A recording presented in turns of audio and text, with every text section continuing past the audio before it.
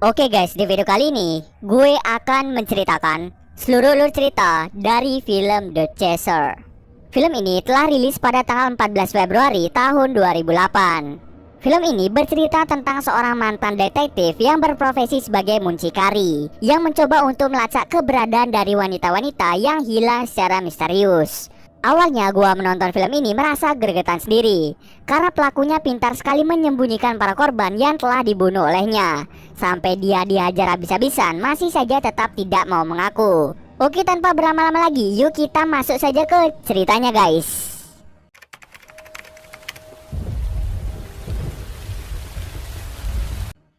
Film ini diawali dengan memperlihatkan seorang pria bernama Jung Ho yang memiliki bisnis penyewaan PSK atau penyewaan pelacur. Kalau di Indonesia biasanya menyebutnya dengan muncikari, yang dimana wanita-wanita tersebut akan dikirim ketika ada seseorang yang memesannya. Jadi gini gampangnya, orang akan memesan lewat perantara Jung Ho. Nanti setelah itu barulah dikirim wanita tersebut sesuai dengan alamat yang dituju.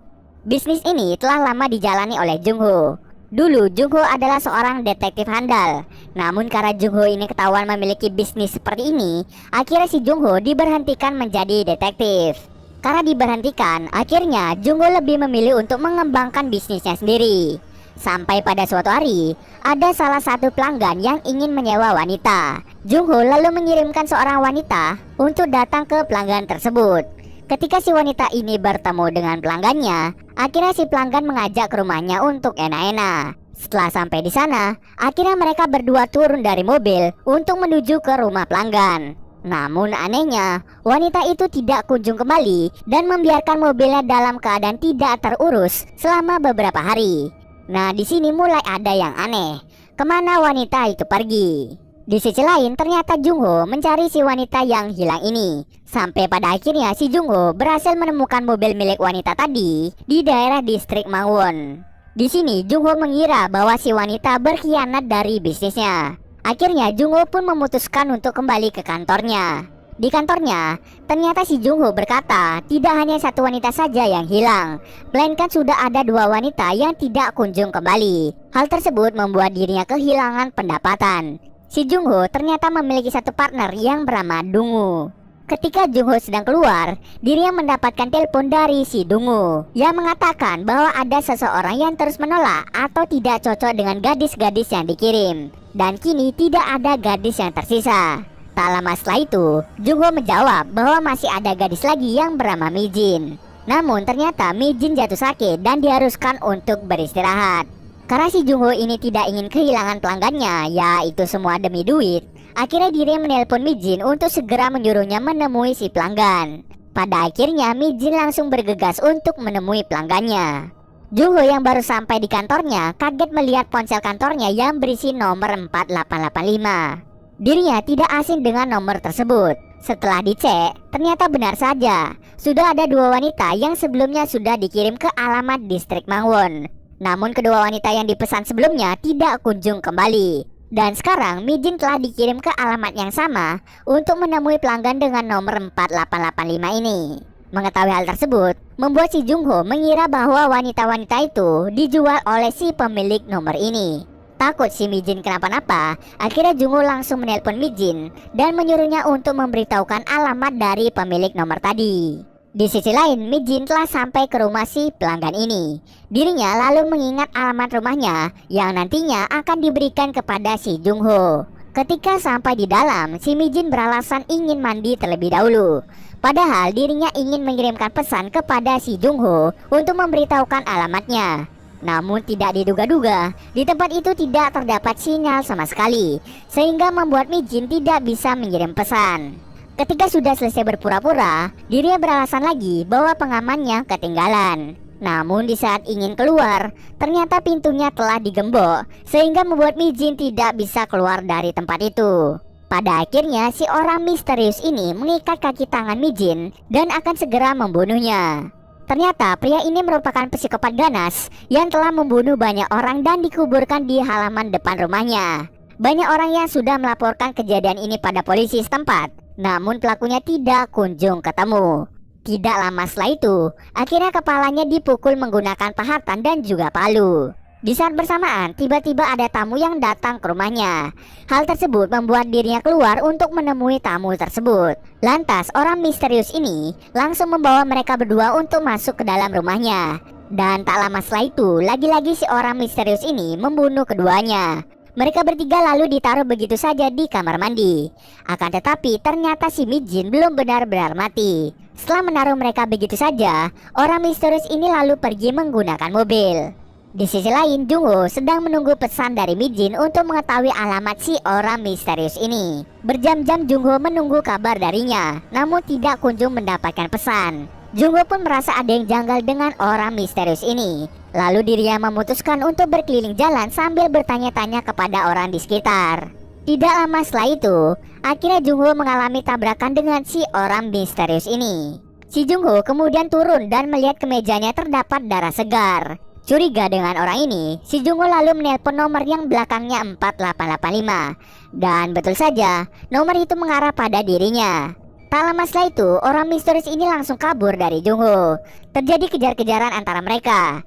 Pada akhirnya si Jungho berhasil menangkap orang ini dan membuat orang ini babak belur. Setelah itu, Jungho mau membawanya ke mobil. Namun tiba-tiba seorang polisi datang dan curiga dengan Jungho dan orang misterius ini. Lalu polisi membawa mereka ke kantor polisi. Ketika di kantor, Jungho mencoba menelpon rekannya yang bernama Gilwo yang juga menjadi polisi. Namun di sisi lain ternyata temannya sibuk karena temannya sedang menjaga wali kota yang tengah berkunjung ke Seoul.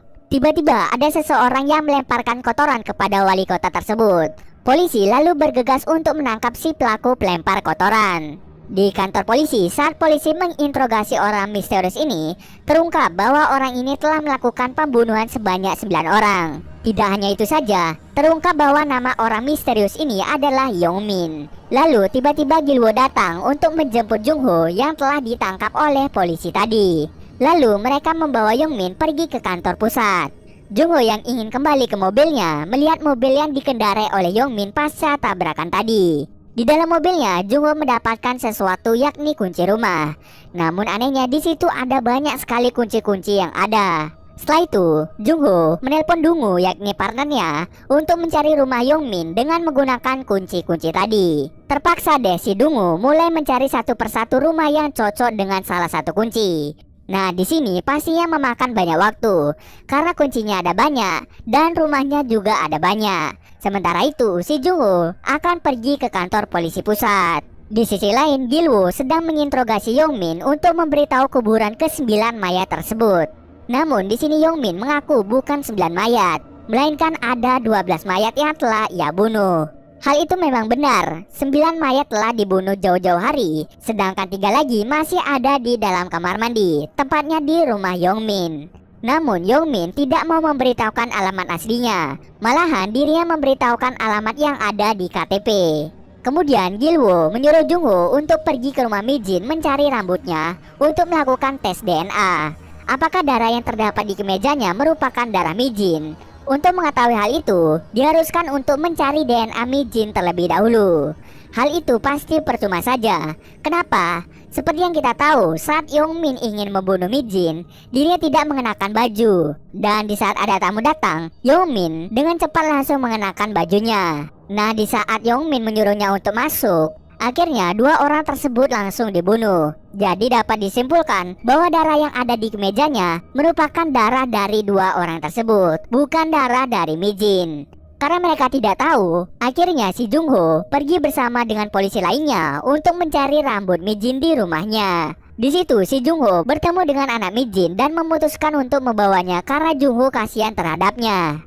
Jungho akhirnya mendapatkan panggilan dari Dungu bahwa ada salah satu kunci yang cocok dengan salah satu rumah. Namun ketika Jungho sampai di sana, dirinya tidak menemukan siapa-siapa. Ketika Jungho hendak keluar dari rumah itu, tiba-tiba pemilik rumah datang dan terjadi kejar-kejaran antara mereka bertiga. Singkat cerita, akhirnya Jungho dan Dungu berhasil menangkapnya dan membuat dirinya babak belur.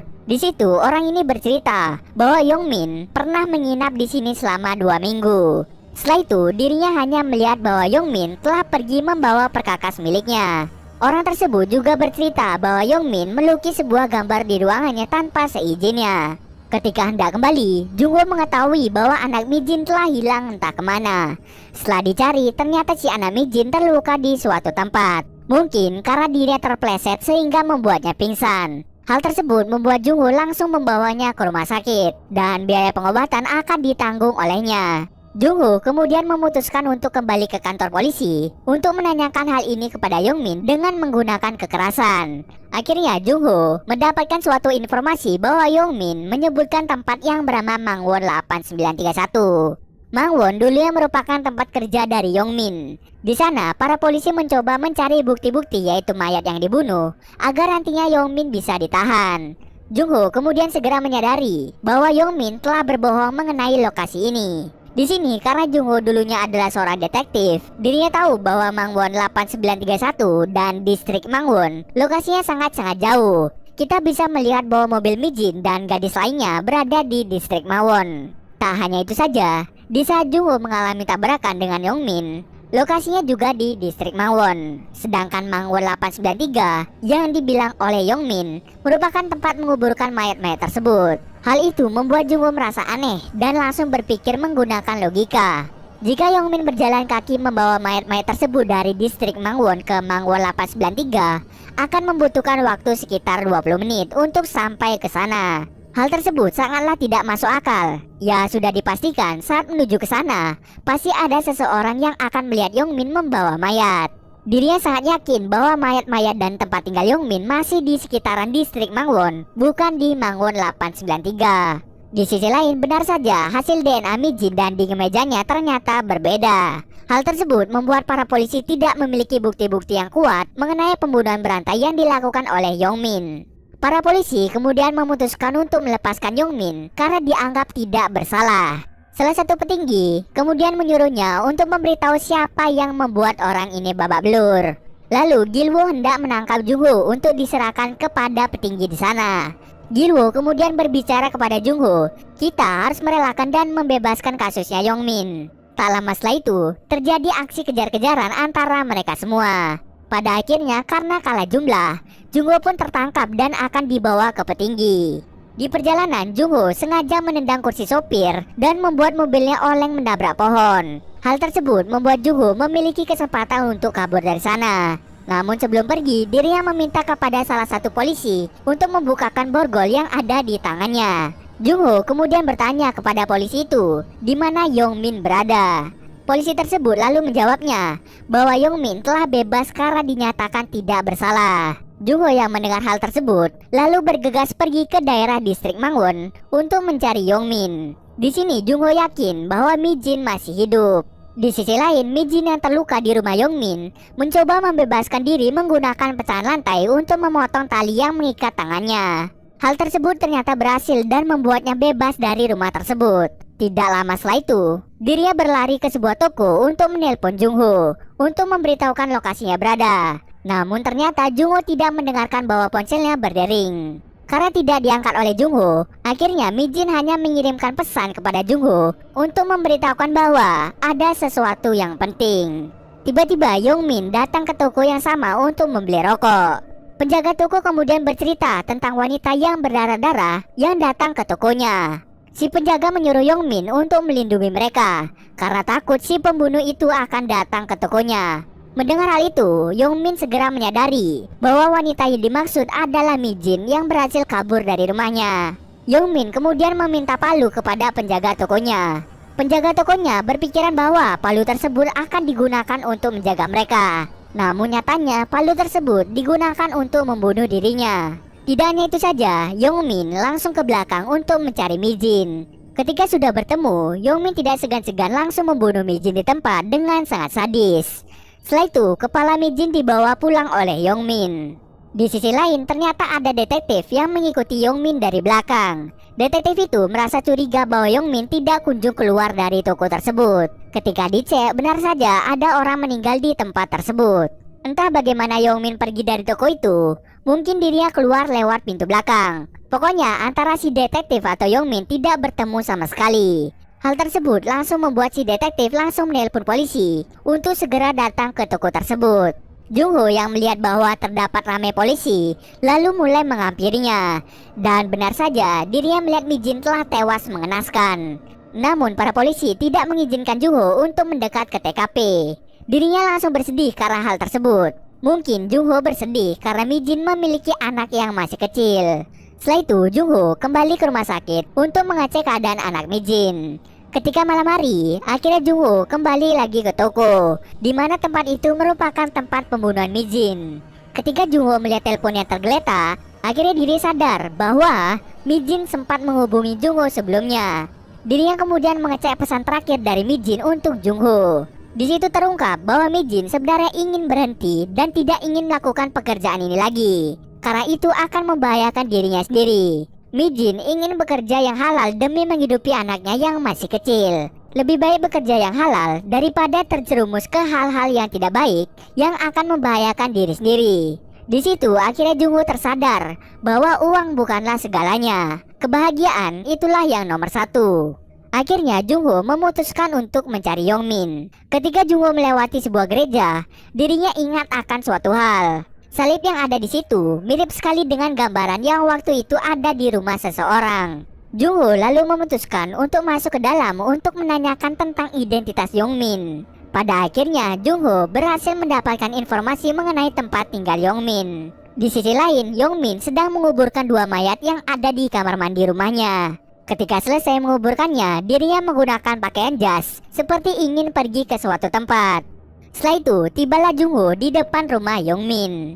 Ketika ingin mengebel rumah tersebut, dirinya ingat bahwa dirinya masih memegang kunci rumah milik Yongmin. Tapi sebelum Jungho masuk, dirinya menelpon Gilwoo untuk memberitahukan alamat Yongmin yang sebenarnya. Dan jika Jungho tidak kunjung kembali, maka Jungho dipastikan sudah tewas. Akhirnya bertemulah mereka berdua.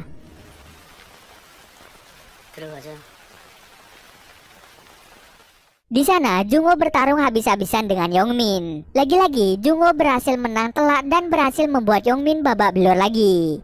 Namun, Jungho seketika berhenti memukulinya karena dirinya melihat terdapat kepala Mijin berada di akuarium. Dirinya seketika merasa syok karena melihat hal tersebut.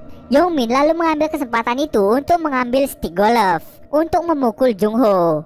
Di sana mereka bertarung sampai titik darah penghabisan. Singkat cerita saja, Jungho berhasil menang dari Yongmin dan akan membunuhnya. Tetapi polisi datang tepat waktu untuk menahan Jungho agar tidak membunuh Yongmin. Setelah kejadian itu, polisi lalu menggali semua mayat yang ada di halaman rumahnya sebagai bukti agar nantinya Yongmin bisa dipenjara atau dihukum mati.